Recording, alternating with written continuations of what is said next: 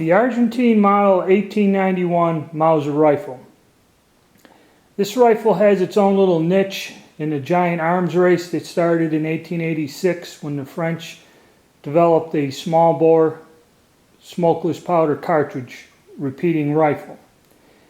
And in Germany, the Germans decided with a commission to adopt the model 1888 commission rifle, which basically had the brand new cartridge, the 8mm. You know, when they designed these rifles, they also designed the cartridge with it. And Mauser, his first designs, he was working on a magazine, and that's the point of this rifle. There were three models: the 1889, the 1890, and the 1891. The 1889 was adopted by Belgium, and this year the 1891 was adopted by the Argentine government, and there was a limited number of these sent for trials to Spain, and these rifles were used in the Spanish-American War. There was the model, probably identical to this, was captured by the U.S. When they had the Spanish-American War. Okay, the big thing back then was figuring out a usable, workable magazine. Mauser came up when they were running the 88 commission trials. He had some sort of detachable magazine that had to be loaded outside the rifle and then placed in. And they rejected that. That was like his first design, and I think that kind of was changed to this stock where it protrudes down. This is a 5-round magazine, and there's a follower neck that comes up with an arm.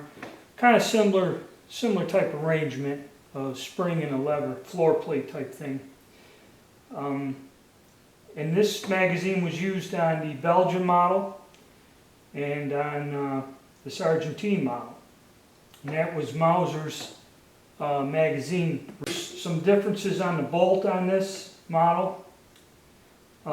First thing is, gun's unloaded. The bolt catches the sear and cocks on the closing. Okay, has Mauser's flag safety, the Mauser safety, and we'll take the bolt out here and take a look at it. Also, I'll flip this around and show you the bolt release. What we have on this early bolt, it's a one-piece bolt with two locking lugs. And the locking lugs are machined. It's one solid machined piece. And the extractor is pressed in to the bolt itself, up in there. Very similar to the Carcano rifles.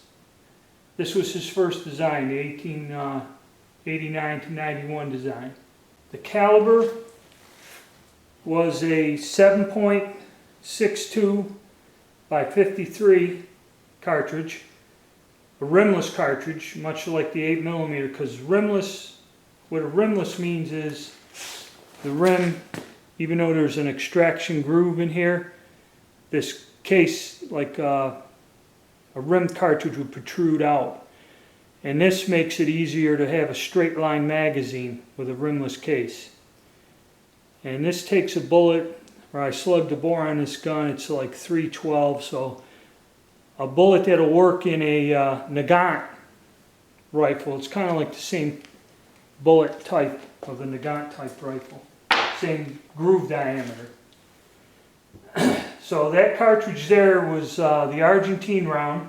And the nice thing about it is, I guess a lot of these guns came in surplus. It's in the reloading manuals from Lyman, all the way from the 50s up until recently, so you can find a lot of loads to reload for this gun. A lot of good recipes. Now as we look here, this gun was imported back in the 50s. For some reason back then they would grind the crest off before they sold these guns as surplus. They were probably re-arsenal. The bluing on this is nice, so it's probably refinished. I doubt very much it's been around that long. And this rifle also used stripper clips, much like the KAR-98. That was the innovation Mauser started on his rifles to use stripper clips. As you can see from up here where the groove is, the ammunition uses a stripper clip much like the KR-98. So that was one of Mauser's inventions. With the magazine, along with the stripper clips, it's kind of like a standard Mauser design feature that went on was this bolt release, which the 88 Commission rifle has a little stubby little button in that, like the Steyr does. Well, this one here, this is getting to where we're our familiar Mauser release mechanism. But this has a tab that goes up around the receiver where, like on the later 98s, it'd be a short little thing. You catch here and you can remove the bolt. And which also, the ejector is a spring-loaded thing that rides in there, and when you pull the bolt all the way back, it goes into that groove and ejects the spent case. This one here, let's see if we can get a closer look at the logo on it. Okay, here we can see the markings on it. Mauser model Argentine 1891, manufactured by Lowell, Berlin. There's also the little hands shaking and the little symbols of the Argentine government. And now let's take a look at the sights and the handguards. Alright, the rear sight's fairly simple. It's just a notch in the back and then a fold-up ladder. Ladder rear sight like this. Pretty standard. A little stuck. But this rear sight here shoots a tad high at 100 yards. Not terrible. So I'm probably thinking maybe it's set for 200 or 300 yards, or at least the ammunition I'm using doesn't shoot that high at 100 yards. Now the handguard on these are kind of strange. There's a piece of wire that runs through this groove, and when we disassemble it we'll see this handguard's held on with with copper wire. It's actually twisted and looped underneath the barrel, which is quite odd, and there is a cutout groove in this lower stock that allows it to go in. Then we have our rear barrel band and sling swivel, which on this model, alright, we'll get this turned around to be able to take a look at it. As I was saying, the rear band is held in place with one of these little spring-loaded type of affairs here. Where on the next model he doesn't use this, on the 93. And then we go forward, and there's a plate with two little screws attached there, and the front band with the bayonet lug and the cleaning rod. And that is held in place with a little spring-loaded. You have to depress this, and there's a lip that latches onto this. But, very important, you must take the cleaning rod out, because the cleaning rod acts as a lock in there. When we get into the disassembly, I'll show you, and this is where people damage a lot of these guns. I'll show you how to disassemble this weapon. Alright, then we got our cleaning rod, front sight, just driftable front sight, pretty standard on all of these guns. Nice clean lines, blued. Take a closer look at this magazine here. And when we disassemble it, we'll get a better look at it.